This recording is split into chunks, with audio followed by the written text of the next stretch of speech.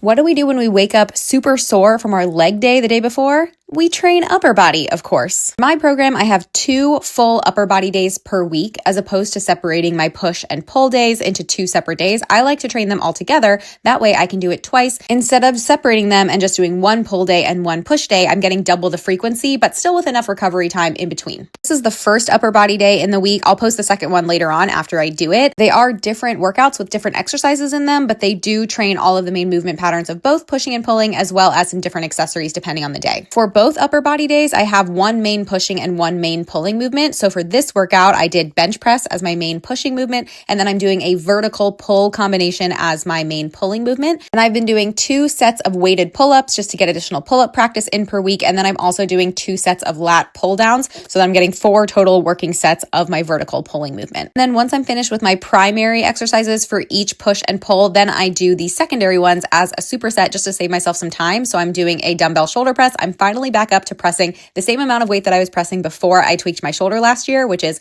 so exciting. I can't wait to progress even further. And then I superset that with a single arm row as my horizontal pulling movement pattern to complement the pull-ups and the lat pull downs that I did earlier. And then I finish things off with isolation work. So for this first upper body day of the week, I do a cable pullover as sort of like a pulling isolation movement. And then I pair that with a single arm cable lateral raise, which I don't know why this variation is even harder than lateral raises with dumbbells. But at this point, I am totally gassed and have a killer upper body pump. And I know a lot of the girlies will say that upper body training never feels as hard or as satisfying as leg day. But I promise, if you keep pushing and you get those weights up and you really push close to failure, upper body training is just as rewarding as lower body and super important for balanced progress.